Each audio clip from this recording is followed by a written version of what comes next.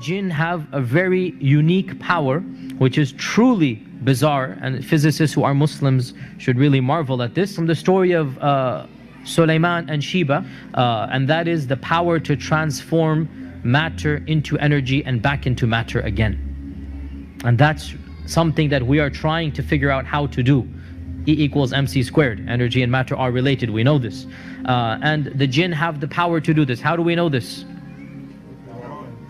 The throne of Bilqis, or the queen of Sheba, the throne that from Yemen to Jerusalem. قال عفريت من الجن.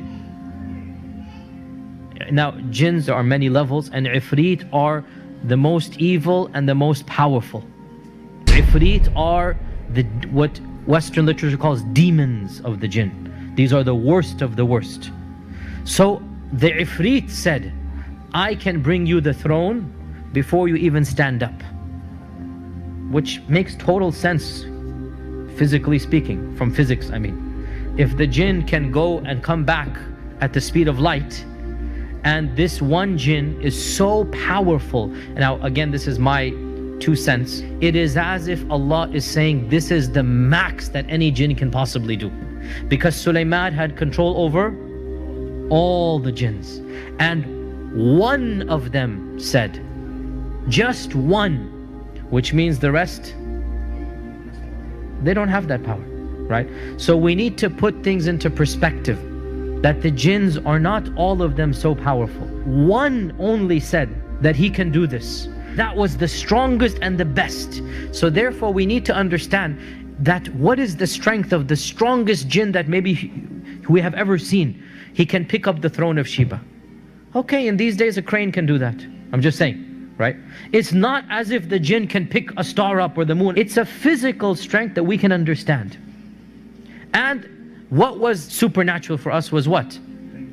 Is that to transport it. And it is well known that this throne is going to be inside the palace, that if he were to take the throne, it would not be flying in the air. People are not going to see it flying. Rather, it would disappear there and appear in front of Sulaiman, which means what?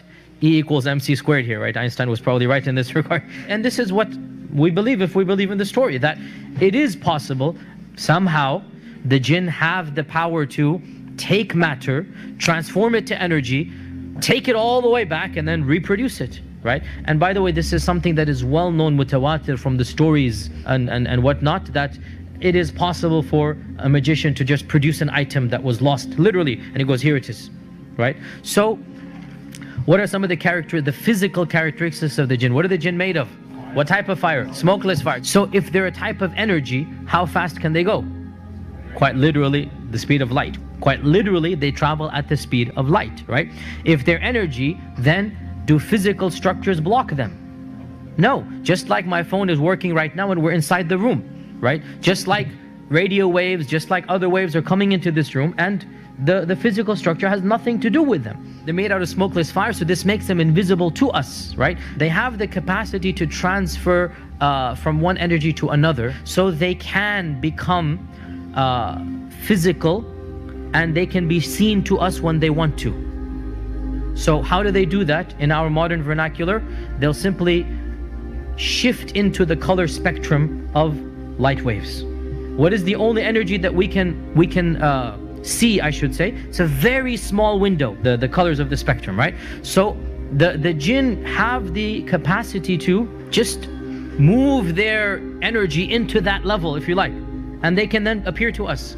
They have the capacity to project their voice so that we can hear the energy of the sound, but it's all energy. So they are invisible, and Allah says in the Quran, إِنَّهُ يَرَاكُمْ هُوَ وَقَبِيلُهُ مِنْ حَيْثُ لَا تَرَوْنَهُمْ. Iblis and his tribe can see you from places you cannot see them. So in this regard, they have the upper hand.